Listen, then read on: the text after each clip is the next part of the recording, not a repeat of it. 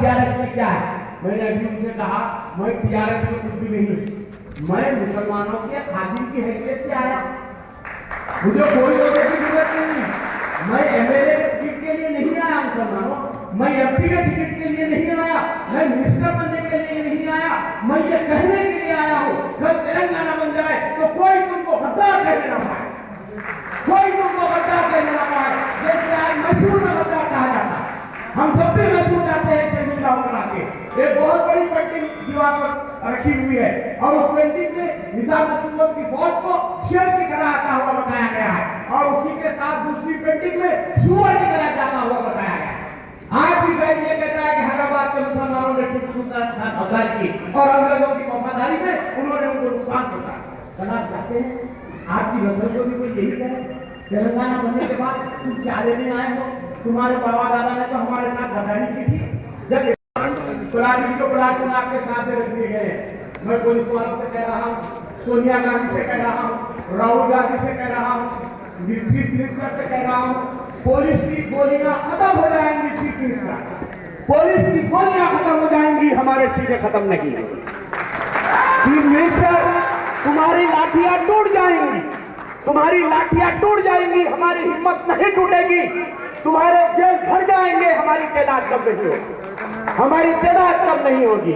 इसलिए तेलंगाना की जितनी जरूरत आपको है उतनी जरूरत हमारे दूसरे भाइयों को नहीं है, जितनी जरूरत आपको है। आज आपके साथ में देखा निजाम ने बनाया सिरपुर कागज मिल, दवा किसने कर दिया? निजाम ने बनाया निम्स, आज करोड़ों रुपए के बजट के लिए निम्स खत्म होने के दर पे Nizam medical institute of Nizam institute, Nizam ने शुगर फैक्ट्री बनाई, दवा किसने कर दिया मुझे बतलाइए? निजाम ने उस्मानिया दवाखाना बनाया, दवा किसने कर दिया मुझे बतलाइए? निजाम ने सिटी कॉलेज बनाया, दवा किसने कर दिया मुझे बतलाइए? गोदन की शुगर फैक्ट्री, दवा किसने कर दिया मुझे बतलाइए? इन लोगों ने हर चीज तुम्हारी तबाह कर दी और इसके बावजूद अगर आप ये कहते हैं कि साहब मुसलमान 41% मुसलमान तेलंगाना के साथ नहीं है, तो ये झूठ है, सुफाई झूठ है, ये मुसलमानों के साथ गद्दारी है। मैं साफ कह रहा हूं, श्री कृष्णा रिपोर्ट आई, कल हमारा तबसरा हुआ टीवी पे, हमने यही कहा कि श्री कृष्णा कमेटी की रिपोर्ट में मुसलमानों के ताल्लुक से जो कुछ कहा गया है वो बिल्कुल गलत है। हमारी खवातीन सामने, हमारी माएं और बहनें बैठे हुए हैं, हमारी खवातीन जिद्दोजहद के साथ है, हमारे मर्द, हमारे बुजुर्ग, हमारे नौजवान इस जिद्दोजहद के साथ है, मुसलमान पूरी तरह दिल से जान से साथ है।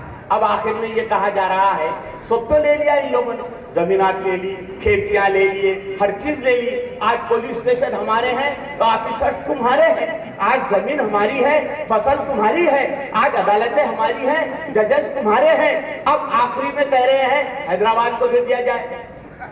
हम साफ कहते हैं आंध्रा वालों से, हैदराबाद तुम्हारे बाप की जागीर नहीं,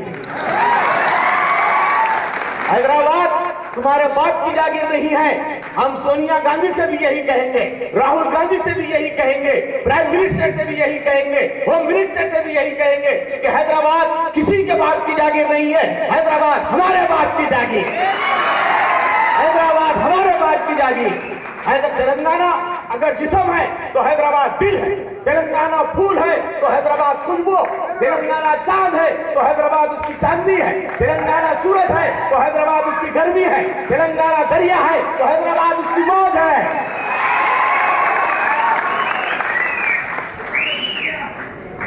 आप तमाम नौजवानों से मेरी अपील है कि आपके लीडर जो आपको हुक्म दे उसकी आप इत्तेबा करें, उसकी पैरवी करें और उनके कहने पर अमल करें।